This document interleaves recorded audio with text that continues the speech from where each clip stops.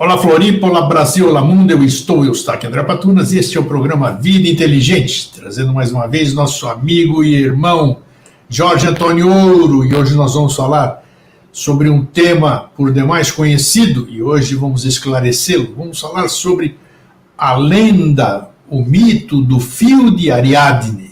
O que é isso, né? O que significa? Qual é a simbologia por trás desse mito, desta lenda, né? Então, deixa eu chamar o homem na sala. Deixa eu ver, onde é que ele está? Está escondidinho? Achei. E aí?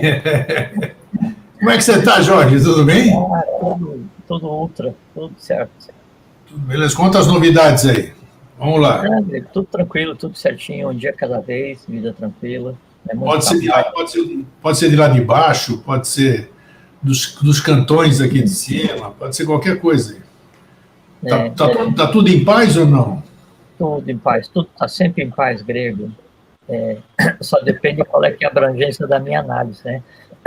Se eu não tenho paz dentro de mim, daí nunca vai estar o mundo inteiro em paz, né? Se eu tenho paz em mim, então daí eu consigo analisar o mundo sob um ponto de vista diferente, né? Então, vai depender só de onde a gente olha, qual é que é o prisma, né? Qual é que é o filtro que a gente usa. Eu estou sempre em paz. A vida é a vida. Um grande teste isso aqui. É um tremendo barato, vamos chamar assim, né? Porque... Não, você usou a expressão bem certinha, é um grande teste. Um grande teste.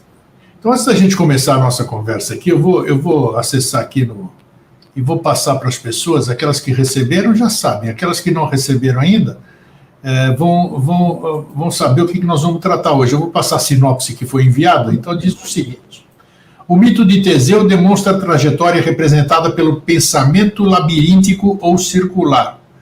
Eu usei um pouquinho aqui ao lado da psicologia para ficar melhor, para focar mais aonde nós vamos mexer. O início...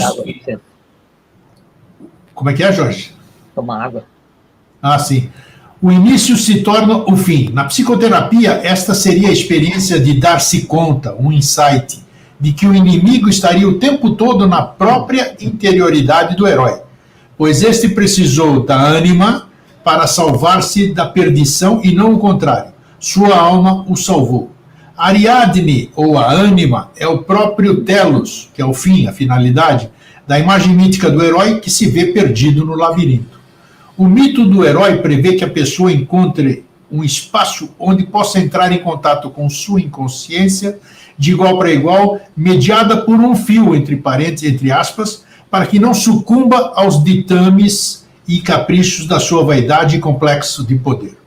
Pois se sonha com a perfeição, talvez se mostre como alguém orientado demais, importante demais, iluminado demais. Lembrando que o Minotauro é a vergonha oculta do rei, isto, sua sombra em ser traído por um Deus, em não se reconhecer Deus em si mesmo. Então é isso, parece um pouco complexo, mas não é não. Não, vai dar para conversar sobre isso, né? Vai, né? Então eu só tiraria uma palavra, é o herói aí lutando com os seus inimigos em si mesmo, né? Se a gente considerar... Foi um termo psicológico, eu procurei numa sinopse fazer assim, então talvez... mas só é bom para a gente comentar. Esclareça, né? Isso. Porque se a gente considera aquilo que em cada um de nós tem que ser sublimado, transformado, a gente considera isso como um inimigo a ser combatido ou um inimigo a ser vencido, daí está incutido nessa busca pela paz o conceito de ódio, porque você não pode travar uma batalha contra o inimigo sem você considerá-lo como uma ameaça, uma antipatia, e aí, para que isso aconteça, tem que despertar um ódio em maior ou menor quantidade, então você passa a odiar a si mesmo. E é uma coisa muito interessante, a gente vai conversar em seguida, mas daí no Inferno de Dante, onde Dante e Virgílio eles encontram o Minotauro e os centauros, né? Então, aqueles que prejudicam as pessoas, eles estão, é o inferno deles ali naquele lugar, né? E há dois tipos, né, de pessoas, né? Aqueles que fizeram mal aos outros, né? Eles são flechados pelos centauros o tempo inteiro, né? Que é a tortura deles, né? E os que fizeram mal a si mesmos são transformados em árvore no inferno, né? Então, considerar a si mesmo como inimigo, né? É o caminho mais rápido para o inferno, para o inferno em si mesmo, né? Mas me diz uma coisa, isso aqui, eu vou aproveitar o tema que é esclarecer outra questão.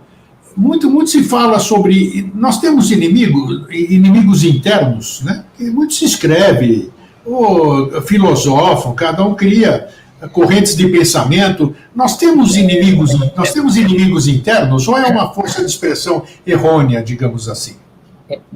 Não é só uma força de expressão, é mais delicada a questão. Se tem um escrito filosófico ou psicológico, ou psiquiátrico, não interessa qual seja a abordagem, que veja aquilo que há em cada um de nós e que deve ser transformado, né? Veja isso como um inimigo a ser combatido, já é um erro de interpretação ultra significante. Porque daí você tem que se postar para dar embate a um inimigo que está dentro de você. Então, você tem que criar em você alguma coisa agressiva o suficiente para dar embate àquilo que em você existe, mas que foi você mesmo que criou. É como se você criasse filhos hostis para dar embate àqueles filhos dos quais você renega. Porque ninguém coloca nada na alma de ninguém. A gente, ou nós mesmos colocamos em existências anteriores, né? Ou nós vamos colocar agora. E se eu considero essas não conformidades como inimigos, eu tenho que criar inimigo do inimigo em mim para que eles então deem embate em si. Uma vez abatido o inimigo original, ficou o abatedor do inimigo que eu criei para dar embate àquele. O resultado, em mim, ainda continua havendo formas de agressividade, não é um caminho. Então, como a gente deve ver essas questões internas? Então, assim, primeiro nós que criamos as coisas em nós mesmos, né? Então, se eu criei antipatia, se eu criei medo, se eu criei dor, se eu criei horror, angústia, não importa o que seja, né? Eu criei. São meus filhos, né? E aí, até que você usou uma expressão aí, com relação ao Minotauro, né? Que é o filho renegado, né? Já vamos conversar a respeito. Então, eu crio esses filhos, independente de qual seja a minha história de consciência, estão criados, né? E aí, eu preciso fazer com que eles se transformem. Né? Tem que dar consciência àquilo que eu criei quando eu ainda não tinha consciência. Esse processo de daí, eu dar consciência hoje para aquilo que eu criei ontem, quando não tinha consciência de hoje, né? Isso a gente poderia chamar de sublimação, compreensão, entendimento, sutilização, aquisição de consciência, obtenção da paz, obtenção da harmonia, qualquer coisa, né? Menos dar embate aos inimigos em você. A gente às vezes usa analogia, dar embate aos dragões que existem em cada um de nós, né? Aí é lícito usar, né? Porque o dragão ele não é nem bom nem ruim, nem bem nem mal, ele é o que é um conglomerado, né? E aí então eu vou dar embate aos dragões que existem em mim. Eu posso dar embate ao dragão da maldade, transformá-lo no dragão da sabedoria. Ambos animam e existem no plano mental, em mim e no plano mental cósmico, né? Então, eu vou fazer uma transformação, né, do dragão da ignorância e do dragão da sabedoria, do mal em bem, do ódio em fraternidade, essas coisas assim. Porque aquela matéria, aquela massa, aquela coisa que foi moldada na minha alma, né, e que é parte do universo, parte do cosmos, parte do plano astral, parte do plano mental do universo, que existe reflexo em cada um de nós, uma vez que foi engendrado, é um ente vivo, ele passa a existir. Às vezes, a grande dificuldade que as pessoas têm em dar embate é aquelas coisas que ela sabe que precisa mudar. Então, assim, você era refém assim, dos prazeres que você existiam e que eram alimentados quando você fumava. Um grande embate, porque cada prazer, cada autoconfiança, cada apoio gerado no ato de fumar, quando estou inseguro, fumo, quando estou triste, fumo, quando estou feliz, essas coisas assim, alimentava um conjunto de entes, de seres, né, que você mesmo criou na alma, que foi quando aprendeu a fumar, e daí foi ligando aquele ato de fumar com essa ação, com aquela memória e tal. Para Verdade. dar embate a isso, tem que fazer o quê? Tem que desalimentar um a um, tem que sublimar um a um, porque não tem como. Eu fumei 30 anos, vou deixar de fumar hoje, e isso vai ser simples. Não é simples, né? A mesma coisa acontece daí para a dieta, acontece para o ódio, acontece para os rancores de infância, acontece para as antipatias, para os medos, e o conglomerado de medo daí dá as síndromes, aí todo mundo se submete, e aí recorre para a química, né, para os remédios, para esquecer que sente medo, buscar o equilíbrio e tal. Quando a solução era só ter paciência consigo mesmo, né, e aí ir avançando passo a passo. Eu tenho uma síndrome é um conjunto de medos. Eu não vou dar embate à síndrome. Eu vou dar embate a cada um dos medos que no conjunto me disseram que é uma síndrome. Tenho síndrome do pânico, né? Só que a minha síndrome do pânico, ela vai disparar quando eu vejo um cachorro, quando eu vejo um gato, quando eu tenho que entrar no elevador, quando eu vou entrar no avião. Tá bom. Tem cachorro solto dentro do avião? Não. Tem gato solto dentro do avião? Não. Tem avião dentro do elevador? Não. Tem elevador dentro do avião? Né? Então, vamos por parte. Vamos por parte. Qual é que é mais simples? Gato. Né? Então, não precisa me aproximar. Eu vou sublimar, eu vou transformar, compreender, vou assim, ver face a face o porquê que eu tenho medo do gato. O porquê que eu tenho... Aí, então, e você não resolve de uma vez só, daí você vai e contempla, né? Agora, elevador. O que pode acontecer no elevador? Posso ficar preso, aperto o botão de emergência. Mas ficar preso muito tempo. Então, muito simples, toda vez que ele entrar no elevador, leva uma bombona de água contigo e um saco de batata frita, de fome você não morre. Mas vai passar muito tempo. Então, leva um travesseiro. Né? Aí você vai ser aquele estranho que entra no elevador com uma bombona d'água, um saco de batata frita e um travesseiro, mas você não tem mais medo. As pessoas vão achar estranho você entrar com o elevador. Azar dos outros que vão achar estranho, é a tua vida que está resolvendo. Né? Aí tá, resolvi o elevador, agora o avião. Aí tem um medo de andar de avião. Não, você tem medo de morrer. Não é de andar de avião. Né? Aí você tem medo do que antecede a morte, não é de andar de avião. Agora, pensa o seguinte, você precisa ir rapidamente para um lugar. Você está a 30 mil pés, 10 km de altura, 50 graus abaixo de zero. Se o avião quebrar, você morre. Se o avião cair, você morre. Se pressurizar, você morre. Tudo bem. Você sabe pilotar? Não. Se você for lá pilotar, vai dar ruim? Vai, que eles vai pegar e vai levar todo mundo junto. Tem lógica, então, ter medo? Não. Então faz o seguinte, dorme. Se você morrer, você acorda morto. Então, a análise lógica dos medos, né, faz com que daí eles enfraqueçam e possam ser tratados em separado. E daí alguém pergunta assim, você ainda está com síndrome do pânico? Não. Entra no elevador com a bombona d'água, um saco de batata e um travesseiro, né?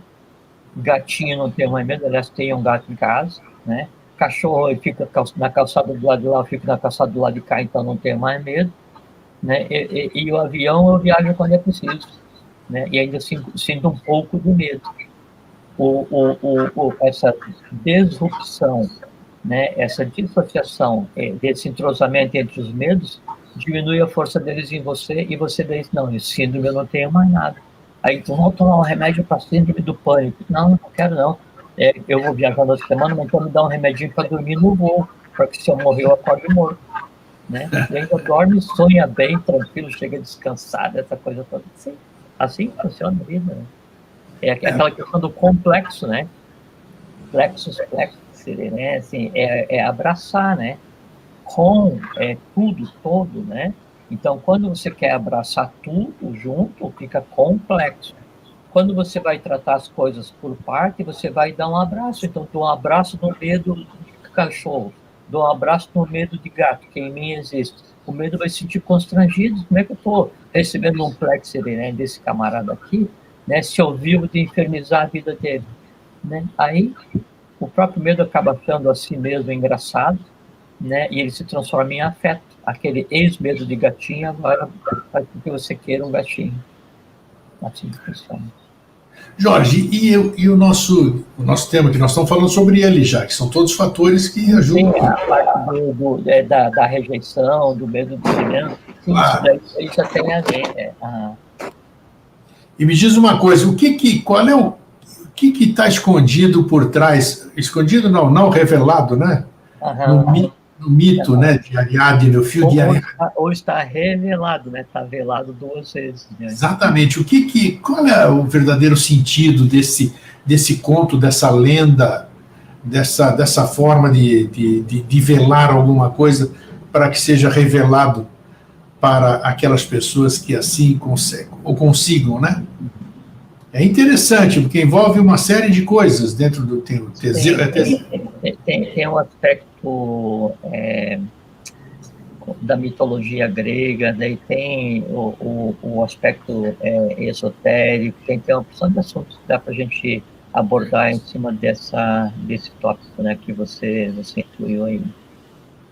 Então, primeiro, assim, antes a gente falar da história do Minotauro, né? Bom, primeiro assim, né? Então existe o Minotauro. Minotauro o que é? É cabeça de boi, cabeça animal, com corpo humano. Isso. Então a primeira analogia é o quê? Os instintos animais dominando o corpo humano, né? E tem a contrapartida do Minotauro, que tem a mesma progênie, que é o centauro ou mentauro. E o centauro o que é? Corpo de animal, de cavalo, né? Com o corpo e o cérebro humano, né? Então, o centauro é o adequado, o comportamento de centauro é o adequado, porque eu não posso renegar aquela tônica animal que em mim existe, porque é o quaternário, as 4 patas, né? Então, ele é que tem que ser trabalhado. É por isso que eu existo, para dar consciência à minha matéria física, minha matéria prânica, minha matéria astral, minha matéria mental. Né? Mas quem coordena isso? A mente. Né? Então, é o homem superior controlando o aspecto inferior. E ainda assim, no caso dos centauros ou mentauros, né? Ainda há duas gênesis, né? Duas origens de centauro, a gente já vai conversar em seguida. Então, isso é um ponto importante para a gente comentar. Então, primeiro, sim, essa questão dessa simbologia, né, do boi, né, ela existe em várias teogonias. Então, assim, tem no Egito tem o boi Apis, né? Na Pérsia tinha o touro, que era Mitra. Nas lendas hindustânicas ligadas ao que é o Mahadeva, né? Daí a gente tem o boi chama Nardi. Na própria questão bramânica, na própria questão da Aryavarta, né? A gente tem Vak, que é traduzido como vaca, né? Mas V-A-C-H é o verbo. Né, o próprio Gautama, o Buda, né, Gotama, né, o condutor do gado. Assim, na Armênia nós temos ligado às tradições esotéricas, era o monte Antitauro. Então todas as tradições, né, elas têm uma conexão com essa questão da figura do boi, representando aí a parte animal a ser vencida, né? Mas tem um aspecto muito interessante, né? Antes de você seguir, eu quero fazer uma pergunta. Por exemplo, na minha próxima viagem à Grécia, nós vamos retornar a Creta, que está dentro do nosso roteiro. E nós nós vamos visitar Cnossos, o Palácio de Cnossos, essas coisas. Já estive lá e vou retornar.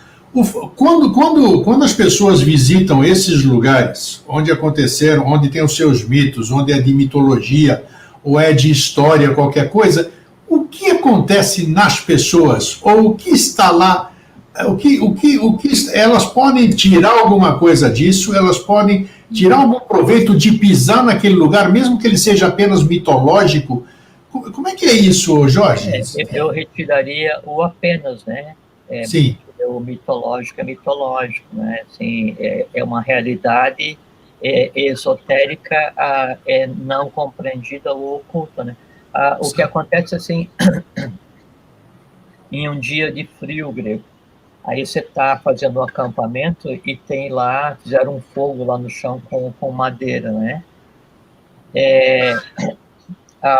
Aquele ponto onde está queimando a madeira, onde tem o fogo, é o mito em si. O mito está tão vivo quanto e vai permanecer vivo até que um único ser humano dele se lembre. Por isso as tradições orais, as tradições escritas da história, né? E você está longe e você sabe, puxa, eu ouvi falar do fogo, né? Aí você anda um pouquinho na tua compreensão e consegue ver o fogo lá longe no meio do acampamento. E você ainda está vivendo o frio do entorno. Puxa, mas que interessante esse fogo que agora eu estou vendo, mas ainda não compreendo. Daí você vai andar, fazer por ti que eu te ajudarei. Você vai em um processo de compreensão do mito, né? Quanto mais você vai se aproximando desse fogo, mais você tem influência dele. Qual é a influência? O calor que dele emana. Chega a um ponto que você consegue ver o que está sendo queimado para gerar o fogo, né? Com relação a visitar um local desse, né, um local sagrado, um local mitológico, a relação é exatamente a mesma. Então, quanto mais próximo eu estou, mais eu sofro os impactos daquilo que ali está vibrando. Seria a diferença entre eu visitar uma catacumba, né, com todas as dores, horrores, ou uma prisão que foi fechada, né, fazer turismo, visitar uma prisão. Jamais. Um retrocesso, né? Então, a diferença entre eu visitar uma prisão fechada ou uma catacumba, né, e eu ir fazer uma visitação a um templo dedicado ao Supremo Arquiteto do Universo, ou sei lá, a Maitreya Buda, né? E eu vou lá contemplar o entorno, eu vou ficar ali naquele enlevo, né, de tentar pegar informação, essas coisas assim. Então, essa que é a diferença, e esse que é o impacto de eu ir nesses locais, né, completamente benéfico, construtivo, real e material. Que bom, tá tudo ativo então, tá tudo à sua disposição. Tudo vivo, tudo vivo ainda, porque aquele mito criado, baseado como é que é na mitologia grega, eu ia chamar teogonia grega, mas é a mesma coisa, né? Na mitologia grega, é baseado em conhecimentos e eventos cósmicos, né? Ainda não conhecidos, ainda não revelados para a humanidade como um todo, né? Então, você está no local, né, que aí foi vitalizado todo esse período por quem busca compreender aquela simbologia, né, em si é um processo de integração magnética, né? É como se fosse você fazer uma sessão de magnetismo, interessante, qualquer arte que envolva essa criação sem o contato físico. Então foi bom a gente abordar isso, porque doravante as pessoas vão a esses locais, vão saber que eles estão tendo uma grande oportunidade de entrar em conexão com esses locais, né? São locais vivos, né? Perfeito. São locais vivos, né? Então, por isso que o primeiro e melhor remédio para as guerras, sabe qual seria? Não ter nenhuma memória. Verdade. Né? Assim, você vai visitar um museu com instrumentos de tortura. Você sai de lá acompanhado de tanta gente que você ia ficar com medo e pensaria muito antes de entrar. Nós temos um exemplo aqui próximo, né? A ilha de Anhatomirim, eu creio que você já foi lá, né? Uhum. Ali parece que houve prisões, né? Houve gente que sofreu. Você sente a densidade, olha, eu falo que meus pelos sobem. Você sente a densidade daquele local, né? É bonito, mas é denso demais aquilo lá. Você É porque as coisas, Grego, e quando a gente pensa assim, isso foi há 100 anos, há 200 anos, há 500 anos, há 1000 anos. 1000 anos é ontem. É verdade. Né? Então, a gente tem que entender que as coisas, elas não aconteceram, elas estão acontecendo. Né? E isso é uma coisa que acontece na medida em que o nosso estado de consciência ele vai mudando, muda também obrigatoriamente a nossa percepção do que seja tempo. Sem dúvida. Né? E aí, então, em qualquer desses locais que você vá, né, você vai estar vivenciando aquilo que foi gerado naquele momento e também tudo que foi engendrado, tudo que foi agregado ao longo do tempo para que eles se compreendem ou não o que aconteceu ali. Entendo. Sabe? Bom, vamos voltar aos bois, então, ao boi, né, que a gente tinha. Então, essa questão que eu falei antes brevemente, da questão da Divina Comédia. Bom, a Divina Comédia ela foi escrita por Dante Alighieri, né? E ela é composta de 3 partes, né? Que é o Inferno, o Purgatório e o Paraíso. E ela começa a ser escrita em 1304 e termina em mais ou menos 1321, né? E aí, então, essas três etapas, né? Cada uma delas é dividida como se fosse em 33 conjuntos, 33 versos, né? Que é o número perfeito, né? E aí tem um último que deve fazer 3 vezes 33 faz 100, que é o número da perfeição. Então, nesse primeiro, o primeiro passo, né, da Divina Comédia, a primeira parte, é o inferno, e daí o guia, né, de Dante no inferno é Virgílio, né? Virgílio vai conduzir, vai guiar Dante no inferno e no purgatório. Depois aí vem o terceiro, que é o paraíso, né? E aí quem guia Dante no paraíso tem o paraíso terrestre, que quem guia ele é Beatriz, né? E tem o paraíso celeste, e daí quem o guia é o que ele denomina como São Bernardo. Mas o que nos interessa é daí o capítulo no inferno, onde Dante narra a descida dele para aquele rio de sangue fervente, onde é que sofrem aqueles que são culpados por violência contra o próximo ou contra si mesmo, né? E então, quando o Dante está descendo com Virgílio, né, eles encontram o Minotauro. Minotauro é humano com cabeça de touro, essa é da tradição que a gente vai conversar, né? E aí o Minotauro, ele confunde, né, os confunde com aquele que tirou a vida dele, que foi o Teseu, né? Sim. E aí, então, Dante fala para ele que não, eles não são o responsável, né? E eles, então, aí continuam descendo, e aí encontram com os centauros, né? No mesmo inferno, né? Só que daí, nesse inferno, então, dos que praticam a violência, e veja que daí o inferno, essa parte, ele tem um rio de sangue fervente, né? Daí os caras são empurrados inteiro, meio empurrado, cabeça para fora, um negócio assim interessante. E aí, então, ele encontra os minotauros, né? E mesmo os minotauros têm 2 gêneros, né, que nós vamos conversar. E então, os minotauros, os centauros, né? Eles são responsáveis por punir aqueles que estão mergulhados no rio de sangue fervente, atirando flecha o tempo inteiro. Veja como é interessante, Grêmio. Daí o Minotauro é que vai ficar flechando como punição, né? Aqueles que daí, então, cometeram violências contra o outro ou contra si mesmo, em um rio de sangue, né? Sangue e matéria tamásica, né? Sim. E aí o Minotauro, o centauro, né, é a consciência do homem punindo a si mesmo com flecha, né? E é o que, na verdade, é o que a gente faz às vezes, né?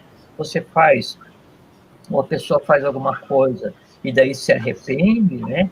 E fica no processo de autopunição, de vez em quando, então, vem uma flechada, uma seta, né? aí se lembra, puxa, mas não sei o que, aí de novo, puxa, mas não sei o que e tal. Então, esse processo, veja como é que é a simbologia, esse processo de a mente, né, cobrar alguma coisa da parte animal, né, é exatamente essa simbologia do encontro de Dante e Virgílio com o Minotauro, e quando você fala que o Minotauro ele quer logo matar, né, e o Centauro está punindo aqueles que praticaram a violência, né, e quando percebe que daí eles dois não estão mortos, né, Dante e Virgílio, daí então o Minotauro os ajuda a atravessar o rio na parte mais rasa. Veja, o Minotauro, porque eles estão vivos, quer dizer, ainda com o livre-arbítrio para praticar o que é correto, os ajuda a atravessar o rio de matéria tamásica na parte mais rasa, né? E então,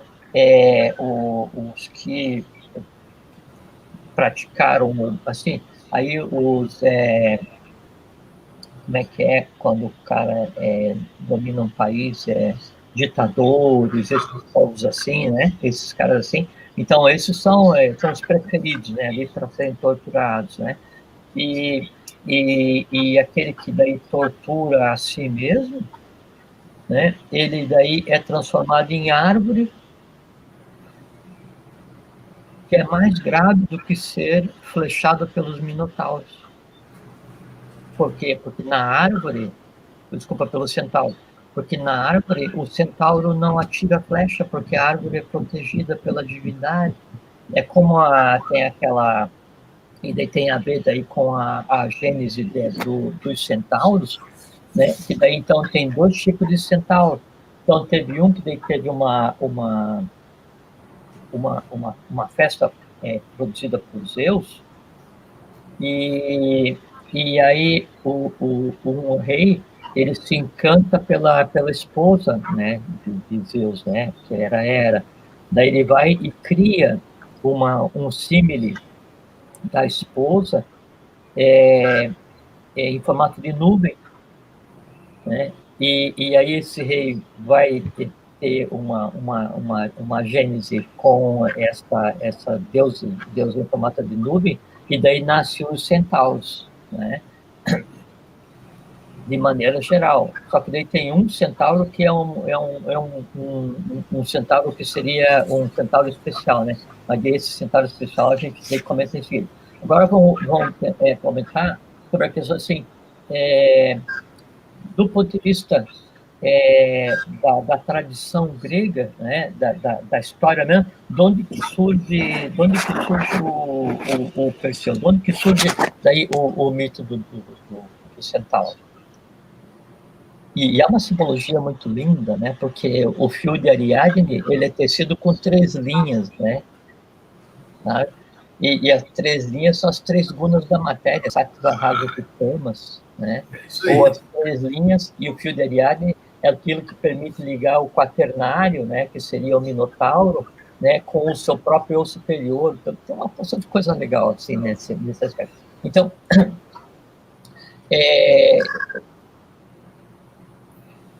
tem os Zeus, né, o chefão lá do Olimpo, e daí, então, ele vai e raptar uma princesa fenícia chamada Europa, né?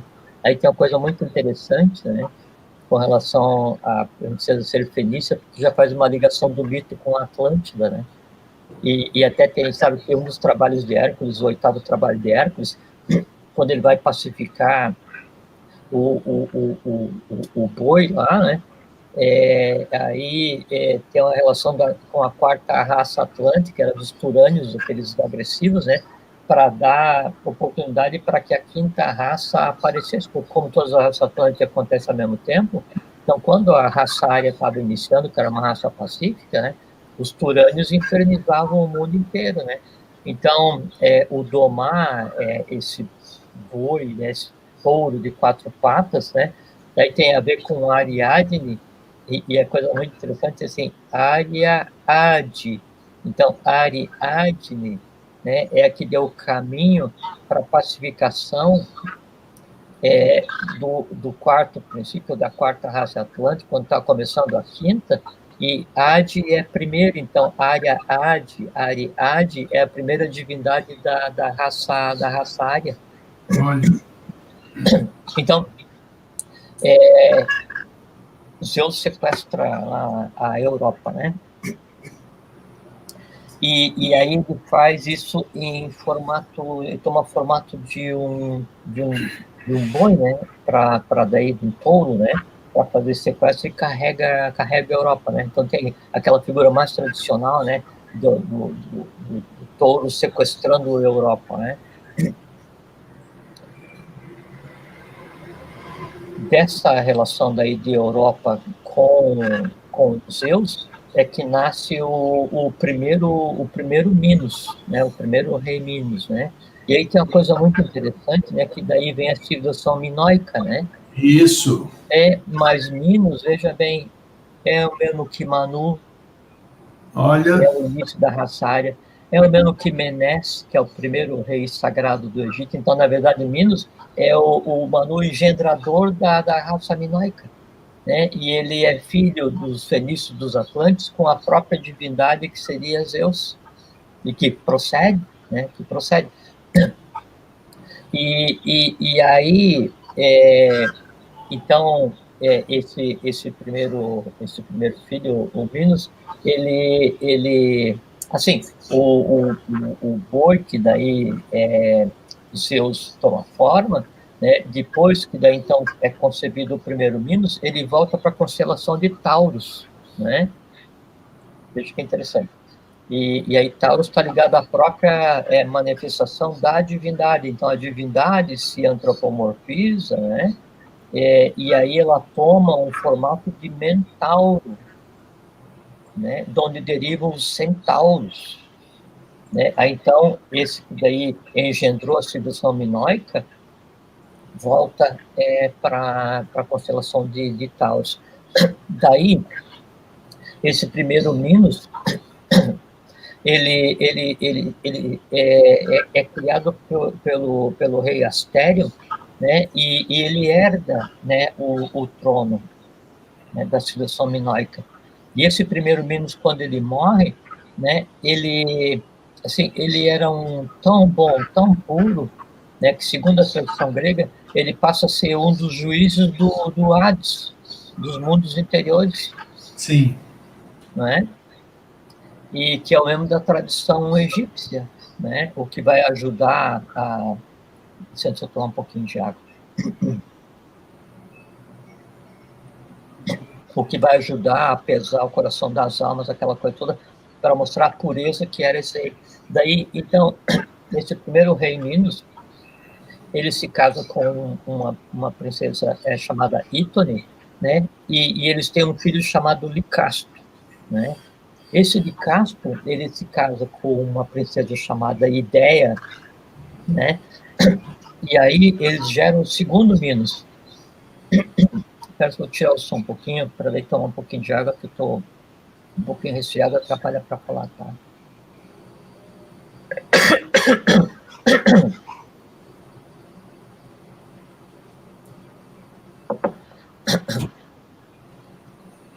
Então, Grego, daí esse Licasto, né, com essa princesa Ideia, eles têm um filho que é o segundo Minos, né? E aí esse segundo Minos, ele se casa com uma princesa chamada Pasífae, né? O Pasífae, né? Só que ele, para demonstrar que ele tinha direito ao trono, né? Então, ele pede que os deuses provem para ele que ele tinha direito a esse trono. Esse é o segundo Minos, que são 2 reis, né? Então, já um pouquinho mais à frente na civilização minoica. Mas mesmo esse segundo rei, esse segundo Minos, tem uma coisa muito interessante, diz que ele governava por determinado tempo e depois ele sumia, né? Às vezes fala cada período de 7 anos, cada período de 9 anos, né? E ele ia para as cavernas, né? Para daí receber orientações de Zeus, para as cavernas, né? Os mundos internos, né? E aí ele voltava. Então ele pede para os deuses para provar para ele que ele tem direito ao trono, né? Da civilização minoica, né? E aí então Poseidon, deus dos mares, né? envia um touro branco, né? Mas diz assim para o Minos: vou enviar, mas tão logo o veja, né, deverá ser sacrificado, né? E aí então vem aquele touro branco de novo, touro, né, divindade antropomorfizando a partir da constelação de Taurus, né? Ele vem e aí é de uma beleza tão grande, né, que daí Minos se recusa, né, a Matar. sacrificá-lo, exatamente. E aí a esposa dele, Pasífae, né? Bom, antes, né? O segundo Minos com Pasífae é que daí então tem vários filhos, né? Um desses filhos é a Ariadne, a Ariádia, né? A Ariadne, e também tem um outro filho que daí interessa para a gente nessa história que chama Androgeu, né? Mas aí a Pasífae, ela se apaixona por esse touro enviado pela divindade, né? E aí pede ajuda para Dédalo, né? E Dédalo era um grande arquiteto, um grande engenheiro, né? Banido de Atenas, né? Para que daí ela conseguisse enganar aquele touro, né? Sagrado. E aí então Dédalo ajuda, não vem o caso, eu não vou entrar em detalhes, não precisa. Aí então Dédalo a ajuda, e sem que o rei Minos saiba, né? E daí da relação, né, de Parsifal com esse touro sagrado é que nasce um filho chamado Asterion.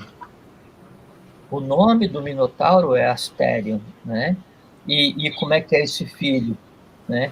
Aí esse filho ele tem o corpo, né, humano e a cabeça de um boi, né? Cabeça de um touro.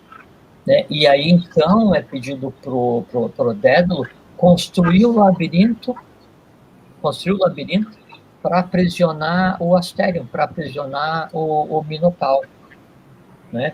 E aí, nesse ínterim, o filho, né, de Minos, Androgeu, ele vai participar das Olimpíadas, era Fanati... Eu não lembro o nome comprido, mas era como se fosse, era na época as Olimpíadas que aconteciam de 4 em 4 anos, né? E aí Androgeu vence as Olimpíadas. E daí o rei pede para que ele vá dar embate a algumas bestas que estão assolando as pessoas e tal, e ele morre. E o rei Minos, então, ele culpa, né, esse rei pela morte do filho e exige que daí, cada ano 7 rapazes, 7 donzelas sejam enviadas para ele, para serem dadas ao Minotauro que só se alimentava de carne, né? E aí, veja a simbologia, né?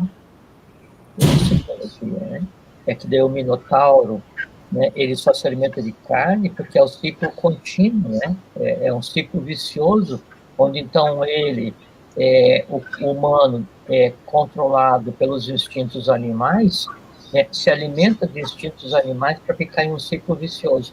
Daí, então,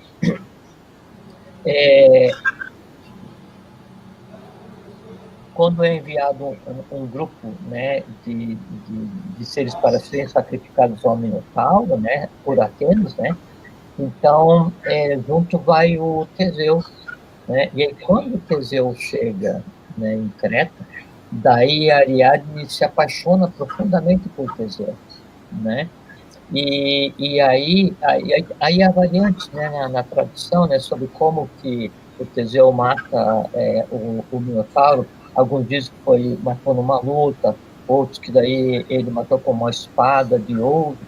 A simbologia é mais própria, porque essa espada de ouro daí estaria ligada à sabedoria que ele deveria ter para dar embate aos princípios animais, assim. Mas o que importa é que daí Teseu mata, ele entra no labirinto, né, para matar junto com os outros, né, para matar o Minotauro.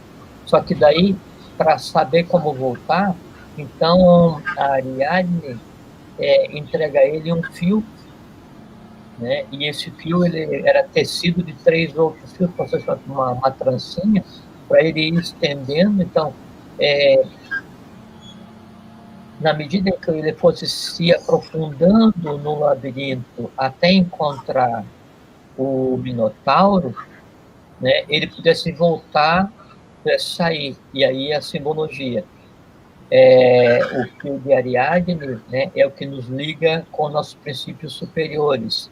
A Ariadne, Ari, Adi, Aria, Adi, a primeira divindade antropomorfizada no ciclo ário. O labirinto, então, você, usando como guia esse fio, você vai se aprofundar no labirinto humano até confrontar, né, o próprio princípio animal antropomorfizado. Uma vez vencido, o fio de Ariadne é a tua condução segura de volta a contemplar a divindade, Ária Adi, né?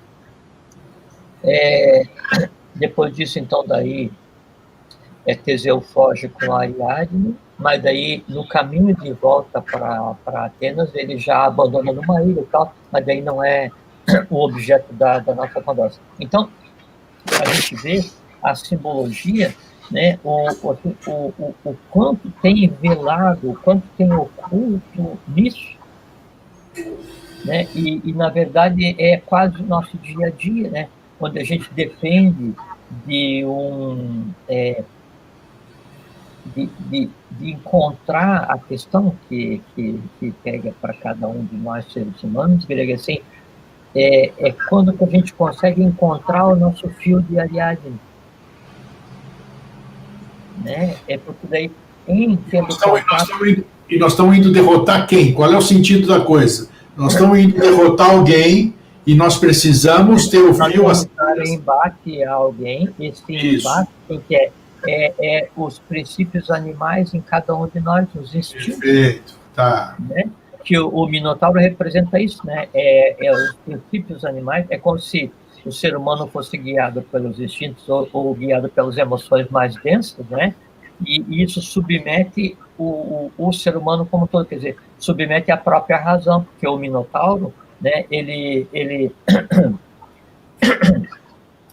anda como um ser humano, né?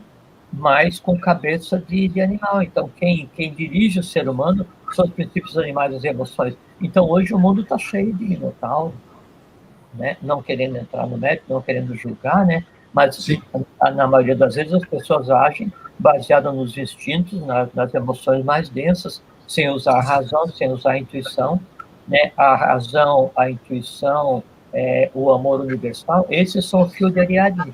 Né? Então, a questão é que daí nós, nos labirintos diários de nossas vidas, né, às vezes a gente entra sem nenhum fio de Ariadne, quer dizer, sem estar preparado, sem conhecimento, sem fazer por nós mesmos, e a gente vai e é engolido pelos princípios inferiores. Né? É como se todos os dias a gente fosse morto, né, devorado, né, pelos nossos próprios princípios inferiores, que assim, é tudo aquilo que daí deveria estar subordinado à minha mente, subordinado ao meu superior, é aquilo que me engole todos os dias, e assim daí a vida vai passando. Como discernir instinto animal do instinto que todos nós carregamos, né? Instinto de sobrevivência, instinto de segurança, uma série de coisas. Qual seria o fio que dividiria o instinto animal dos demais instintos, Jorge? Todos os instintos, a gente pode dizer, sabe assim, quando a gente fala em instinto animal, a gente tem que fazer justiça, né? Porque o que a gente vê hoje e que a gente considera como animal são os resíduos evolucionais, né,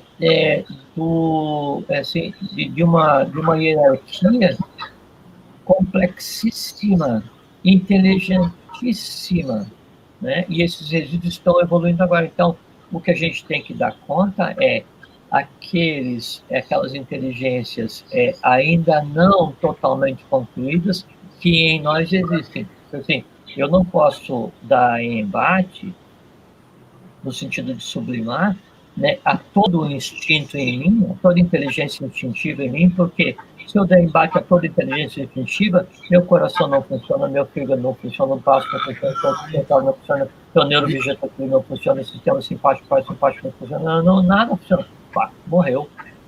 Então, eu tenho que transformar os instintos em mim de uma maneira muito simples, sempre não deixando que o instinto seja o meu norte, não deixando que o instinto é que governe a minha vida. Domá-los, né? Domá-los. Sublimá-los, dar-lhes consciência, né? Para que eles não se sintam mal sendo instintos, mas que daí o instinto converse fraternalmente com a emoção, porque o instinto em si ele não tem emoção, ele não é nem bom nem mal, é como um elemental externo qualquer. Né? Aí eu tenho que ensiná-lo, né, a ter emoções. Que emoções? Ou emoções densas, e vou alimentá-los enquanto instinto, né? Ou emoções superiores, e vou empurrá-los na direção da evolução. A mesma coisa a emoção. Eu vou destruir todas as minhas emoções? Não, por quê? Se eu destruir todas as minhas emoções, usando o termo destruir, se eu considerar todas as minhas emoções como se fossem minhas inimigas, eu não tenho força sequer para verbalizar nada. Por quê?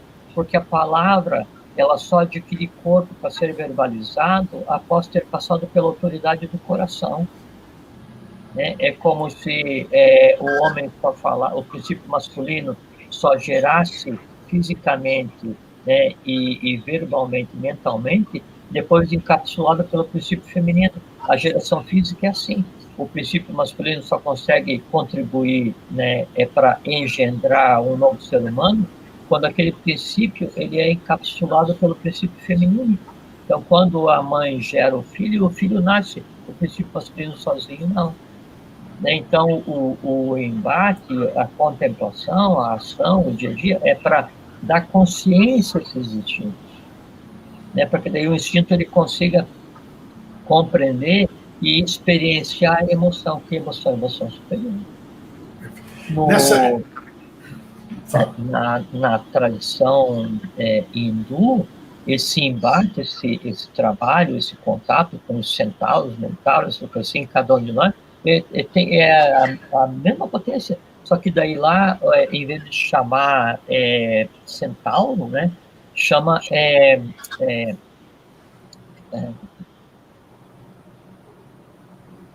Kinara, K-I-N-N-A-R-A-S, Kinaras, né?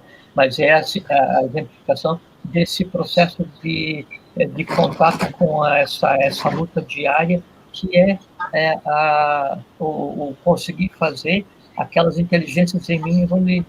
Daí a gente falou, então, do Minotauro, né? O Minotauro é aquele onde a essência humana ela é dominada pelo princípio animal, né? E tem o centauro, né? Daí o centauro é aquele onde o ser humano domina os 4 princípios, onde a tríade superior se assenta no quaternário, né? Nas 4 patas do centauro. E daí o processo é certo.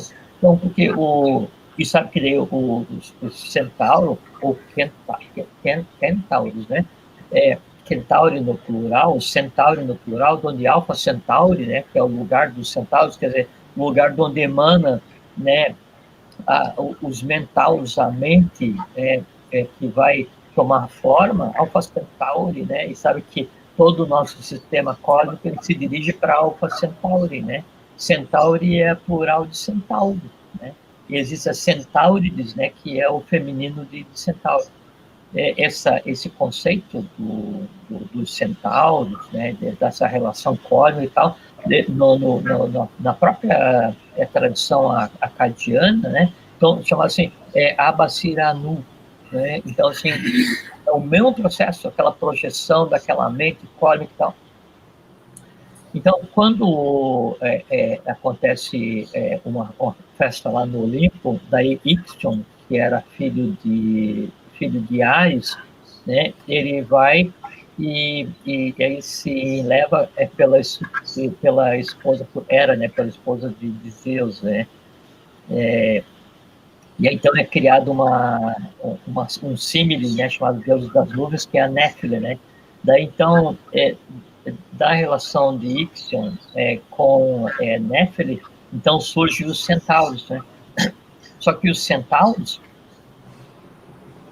eles são em si agressivos, né?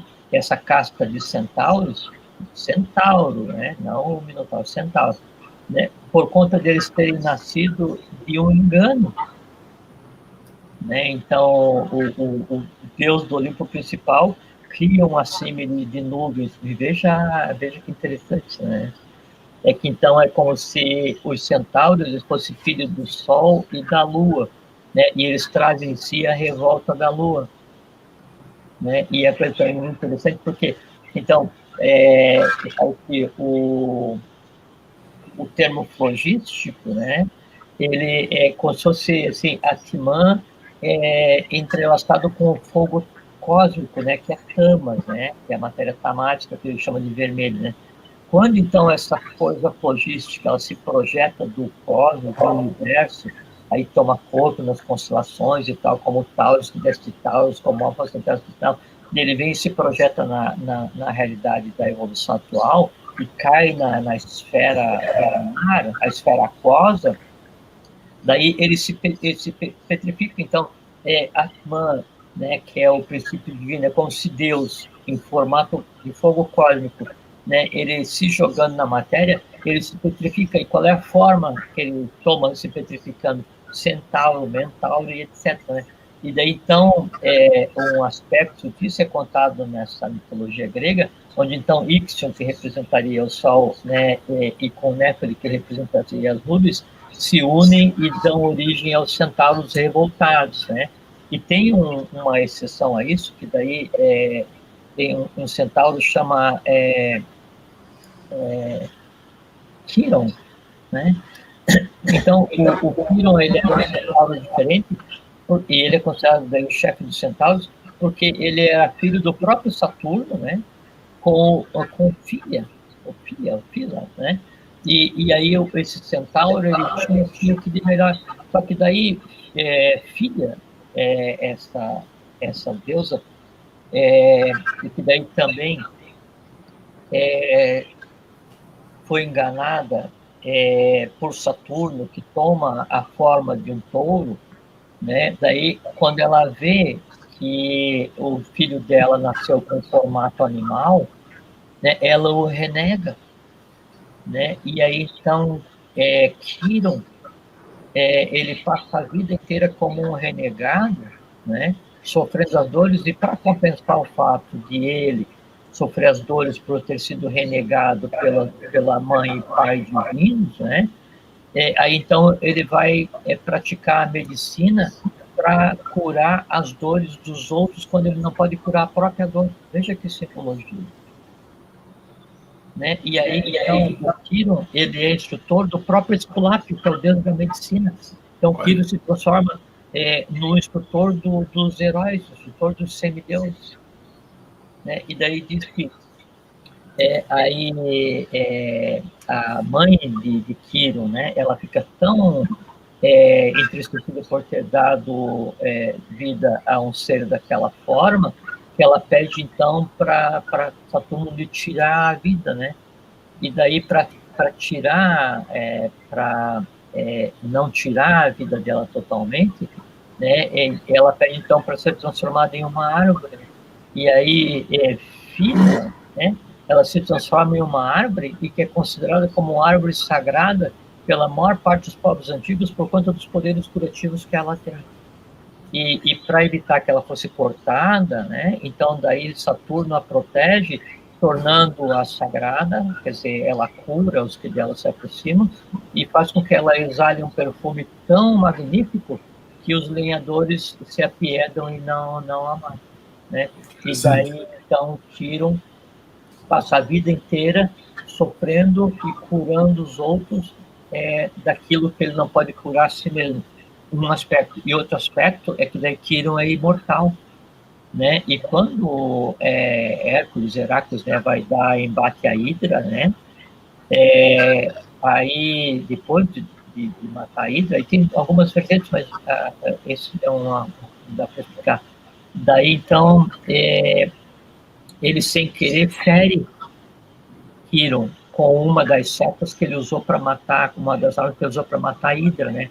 E aí, a Hidra, o veneno, o sangue da Hidra, ele mata qualquer um que tivesse contato. Mas Quiron era imortal, né? Quer dizer, a relação entre né, o divino com o humano é uma coisa imortal.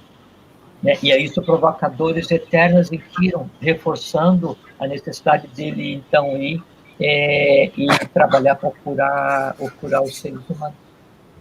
Jorge, legal. Essa história é interessante, né? Uma história muito fantástica, né? Essa história é muito legal. Com né? certeza, com certeza. Só então, faltou... Toda a simbologia, né?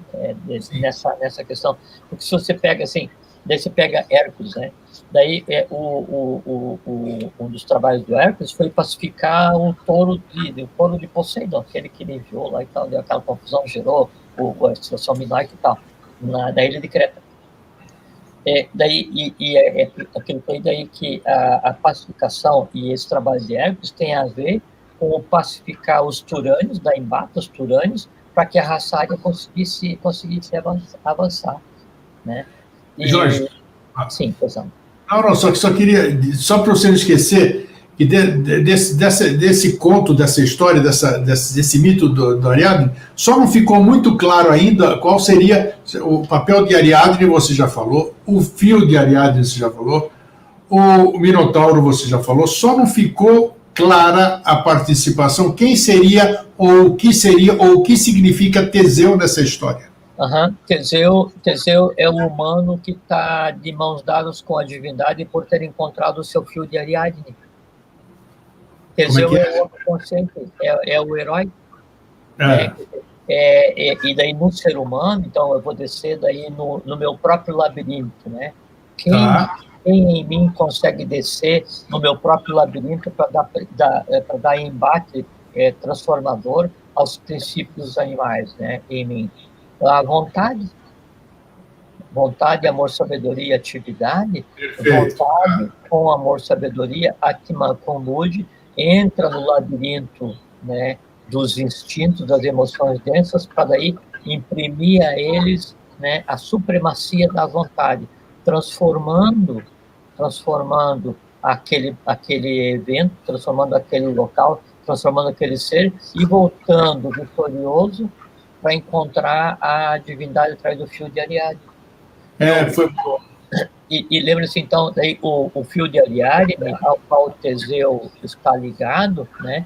Ele tem 3 linhas, né? 3 fios, né? Ele é uma trancinha com 3, né? São as 3 vinhas de Shiva. Lembra? Ida, Pingala e Sushana.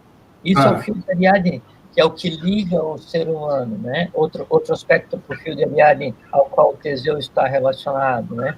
É aquilo que daí liga o quaternário, né, ao ternário. Né? O símbolo do Yokanan, né, é o que rompe o fio de Ariadne. Perfeito. Quando se matavam as divindades antropomorfizadas e tal, né, o que fazia? Decapitava, porque era uma coisa simbólica, né, do rompimento e da separação do humano com o divino.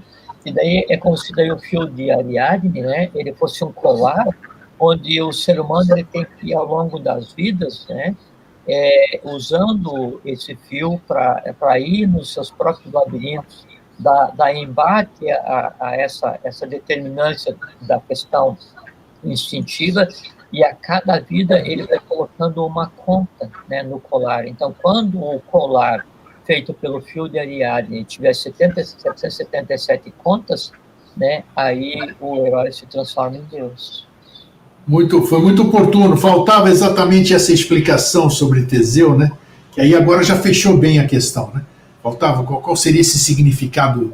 E tem uma simbologia muito interessante, que assim, então tem o chifre do touro quando ele se manifesta, né? Então, um representa Tejas, o outro representa Vayu, né? E aí isso tem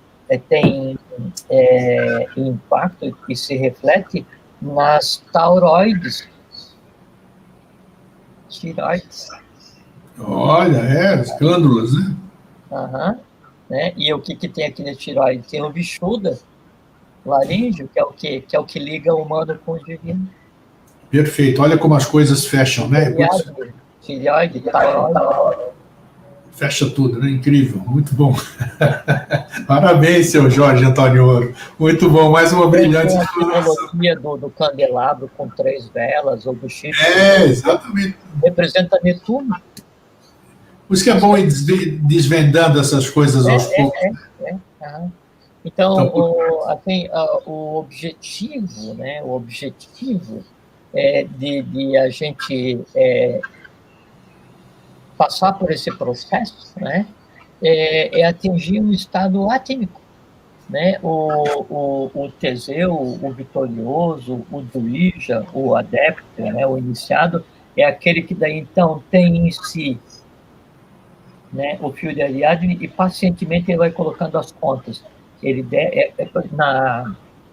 na Divina Comédia, nesse trecho onde Dante e Virgílio daí comentam sobre os centauros e o Minotauro, daí ele fala que daí eles vão caminhando, né, e aí um falou para outro assim, mas a última vez que eu vim aqui não estava tão desbarrancado, né, daí o outro fala, está desbarrancado por conta daquele que desceu aos infernos para salvar os seres humanos, né? E a própria divindade, ele fez uma analogia com Jesus, né? Jesus desceu ao inferno no 3º dia e tal, né? E na verdade é o homem enquanto divino descendo ao seu próprio inferno para salvar todos os seres que ali existem. Quais seres? Os seres que ele mesmo engendrou. Maravilha, maravilha. O homem tem em si, né, o Sol e Lua, e engendra os filhos que precisam ser submetidos a um processo de aquisição de consciência. Como você sempre gosta de falar, descascamos mais uma parte da cebola, né? Né? Foi muito... Você é bom em descascar cebola, né, rapaz? Acho que... Quero ver se... Mas faz parte, né? Jorge, muito obrigado, foi muito bom, apesar de... Eu também gostei, foi bem bom. A gente se surpreendeu, e o bom é isso, né? Chegar no fim do programa assim, a gente está satisfeito com aquilo que se desenrolou, o termo que você usa também. Isso foi bem um desenrolar, a gente usou o fio de Ariadne, né, para encontrar quem estava no labirinto e trazer a luz do sol, né? Isso a gente pode aplicar ao mito da caverna de Platão, né? Também é a mesma coisa, né? Sem dúvida. Porque, assim, nos labirintos a gente vive só vendo sombras, né? E aí o sair à luz do sol implica em você encontrar o fio de Ariadne. Uma vez contemplado o sol, você volta na caverna para ajudar os que estão lá. Por quê? Porque sempre tem mais alguém perdido em nossos labirintos. Quando o nosso labirinto estiver vazio, né, é porque o ser humano inteiro se transformou em um paraíso, não mais em uma mistura de terra e inferno. Muito bom. Valeu, Jorge. Obrigado mais uma vez. Obrigado a você. É uma beleza poder conversar disso. Obrigado, até a próxima. Tchau. Fique bem, fique em paz, vocês todos gregos. Tenham uma boa vida. Obrigado.